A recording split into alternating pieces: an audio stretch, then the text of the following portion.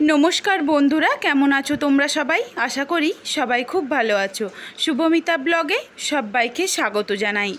आज के तोमादेर साथे काँठालेर बीजेर काटलेटेर रेसिपि शेयर करब। एकदम अन्य रकम भावे तेल किन्तु खूबी सामान्य लागे।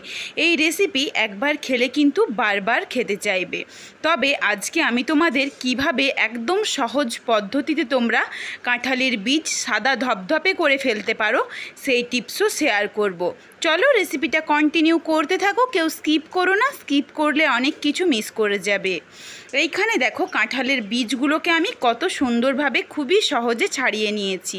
প্রথমেই কাঁঠালের বীজ ছাড়িয়ে কিন্তু আমরা একদিন বা দুদিনের জন্য রোদে রেখে দেব।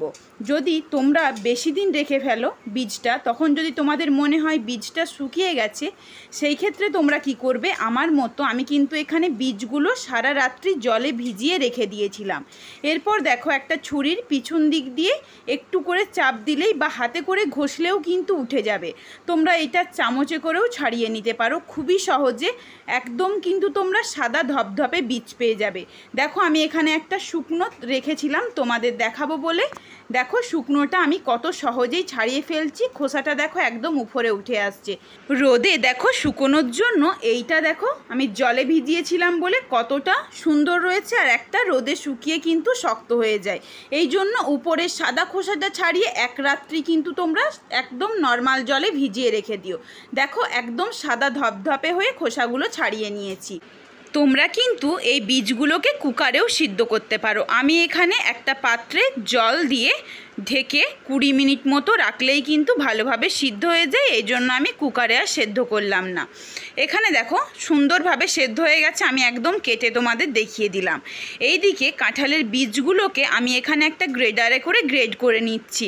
তোমরা চাইলে কিন্তু মিক্সিতে একবার ঘুরিয়েও নিতে পারো, সেই ক্ষেত্রে জল দিয়ে কিন্তু একদমই ঘোরানো চলবে না। কাঁঠালের বীজগুলো জল থেকে ছেঁকে শুকনোই মিক্সিতে দিয়ে ঘুরিয়ে নিতে পারো।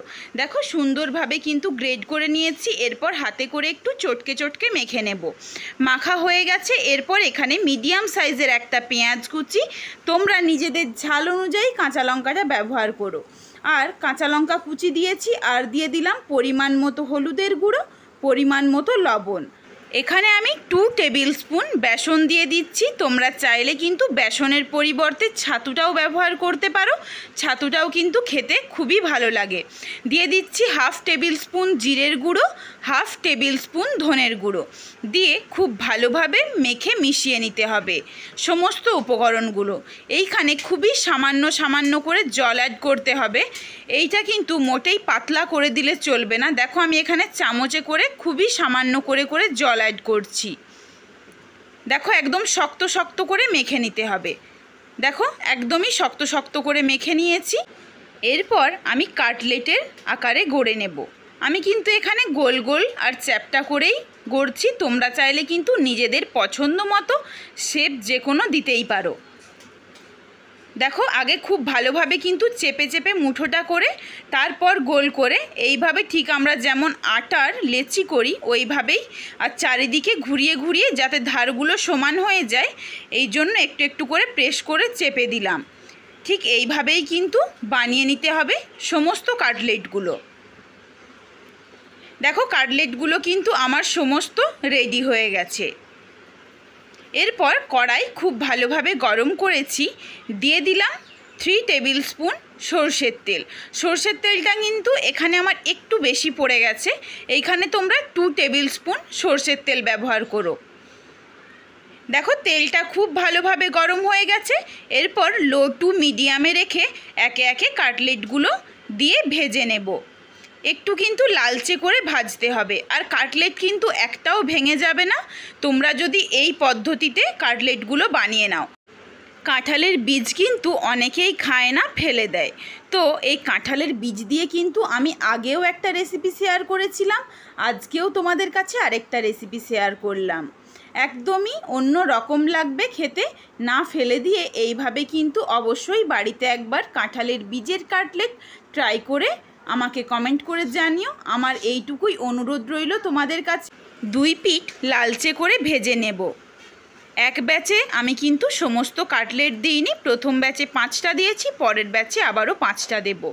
এইখানে দেখো তেলটা কিন্তু আমার একটু বেশি পড়ে গিয়েছিল, এই জন্য এই সাইডে যে অল্প অল্প যে তোমরা দেখছো গা থেকে ছেড়ে গেছে, এই জন্যই। তেলটা কিন্তু তোমাদের আমি প্রথমেই বলেছিলাম 2 টেবিল স্পুনের বেশি দিও না, একদমই সামান্য তেলে কিন্তু এটা ভাজা হয়ে যায়।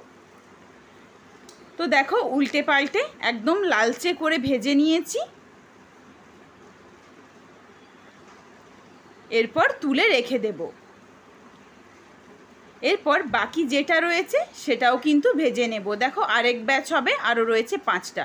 দেখো এই যে সামান্য একটু একটু ছিল যেইগুলো, এইগুলোকে ফেলে আবারও 2 টেবিল স্পুন সর্ষের তেল অ্যাড করে ভালোভাবে কড়াইয়ের চারিদিকে লাগিয়ে একে একে কাটলেটগুলো দিয়ে আরেক ব্যাচ ভেজে নেব। এইবারে দেখো তেলটা আমি আরও কম দিয়েছি, এখন কিন্তু পাশে যে সামান্য একটু একটু করে ভেঙেছিল ওটাও কিন্তু আর ভাঙবে না। এই জন্যই বললাম এই কাটলেট কিন্তু খুবই সামান্য তেলে ভাজা হয়ে যায়। দেখো 2 পিঠ আমি লালচে করে ভেজে নিয়েছি, এরপর তুলে নেব। আমার এই কাঁঠালের বীজের কাটলেটের রেসিপি তোমাদের কেমন লাগলো অবশ্যই কমেন্ট করে জানিও। যদি ভালো লাগে লাইক কমেন্ট শেয়ার করে বন্ধুদের দেখার সুযোগ করে দিও। তোমরা যদি এই রকম নিত্য নতুন রেসিপি আরও পেতে চাও, তোমরা যদি ফেসবুক থেকে দেখে থাকো তাহলে আমার পেজটিকে ফলো করে দিও, যদি ইউটিউব থেকে দেখে থাকো তাহলে চ্যানেলটিকে সাবস্ক্রাইব করে পাশে থাকা বেলটি অন করে অল নোটিফিকেশান অন করে দিও, যাতে আমার প্রত্যেকটা রেসিপির নোটিফিকেশান সবার প্রথমে তোমাদের কাছে পৌঁছে যায়। আবার শীঘ্রই হাজির হচ্ছি নতুন রেসিপি নিয়ে, পরবর্তী রেসিপি দেখার আমন্ত্রণ রইল। সবাই ভালো থেকো, সুস্থ থেকো, পুরো ভিডিওটা দেখার জন্য অনেক অনেক ধন্যবাদ রইল।